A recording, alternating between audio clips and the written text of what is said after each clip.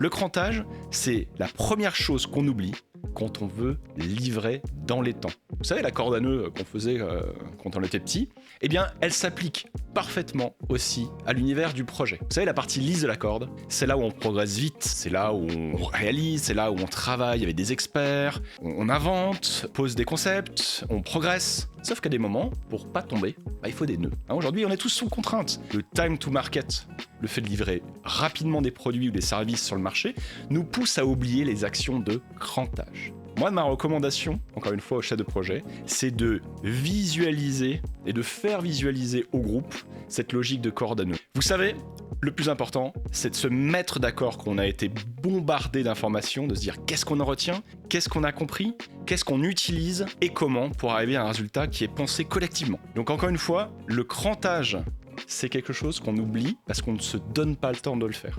Donc vos sessions de crantage, étiquetez-les, qu'elles soient très claires dans la tête des gens. On va vite, phase lisse, on crante, on est sur le nœud.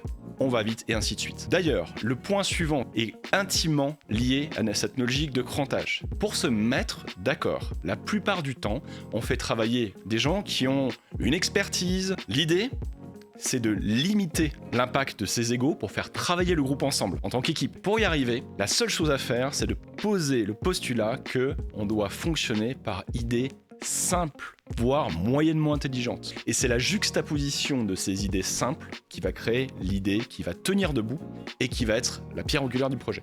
Voilà. Chirac disait « Les emmerdes, ça vole en escadrille ». Et moi je vous dis, pas les idées intelligentes. Les idées super intelligentes, elles se neutralisent. Faites l'essai dans un groupe, dans un atelier. Si vous avez des égos très hauts, des idées très intelligentes, vous allez aboutir à un résultat faible. Donc ma recommandation, c'est que vous puissiez poser en début d'atelier, voire de réunion classique, que vous attendez de la part de chacun des idées moyennes. Et c'est cette agrégation qui va vous donner un résultat complet, fort et qui va tenir debout tout le projet. Et si vous n'arrivez pas à faire comprendre ces notions-là, n'hésitez pas à faire jouer au groupe un petit exercice d'histoire à trous, des choses comme ça, qui va montrer que typiquement, une histoire inventée, faite de choses extraordinaires, n'aboutit pas à un résultat incroyable. Et ça va être votre rôle, à vous, de chef de projet, de faire comprendre en début de réunion à ces experts, à ces managers, qu'ils puissent embrasser ces nouvelles méthodes et qu'ils ne perdront pas au change, bien au contraire.